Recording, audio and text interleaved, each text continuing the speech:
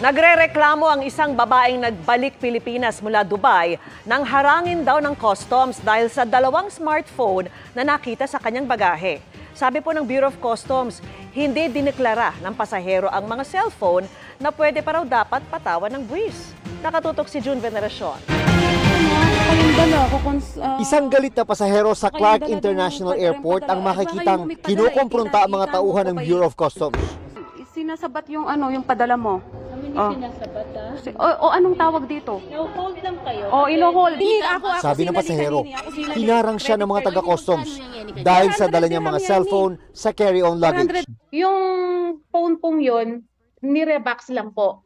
Second hand, tapos nire-format, tapos rine-box. Pero matapos makipagtalo, pinayagan din naman daw siyang makaalis at dala ang kanyang mga gamit.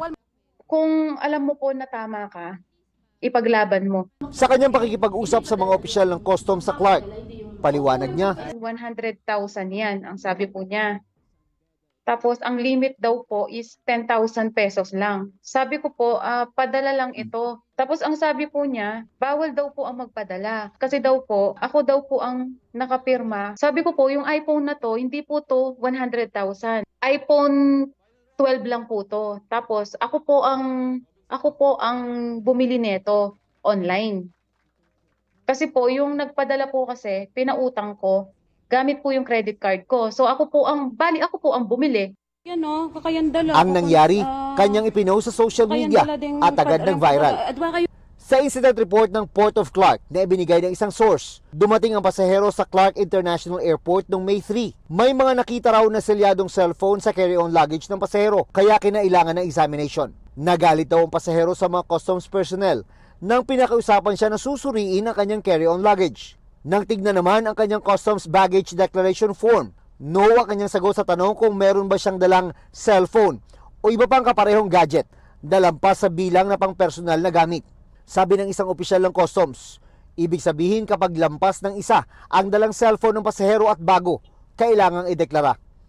Hindi kasama sa bilang ang ginagamit niya. Sa opisyal na pahayag ng Bureau of Customs Port of Clark, nabigo raw ang pasahero na ideklara ang naturang mga item na maituturing na durable goods sa customs declaration form.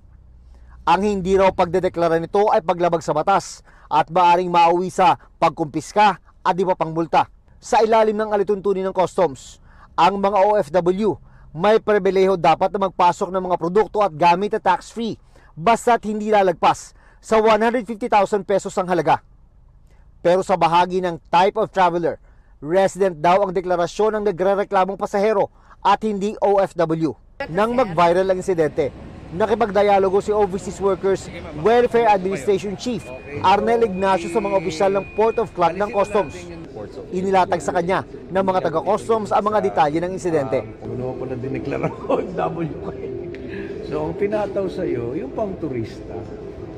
Kung nabanggit mo na OFW ka, ang ilalapat sa iyo yung 150. Para sa GMA Integrated News, June Veneracion, nakatutok, 24 oras.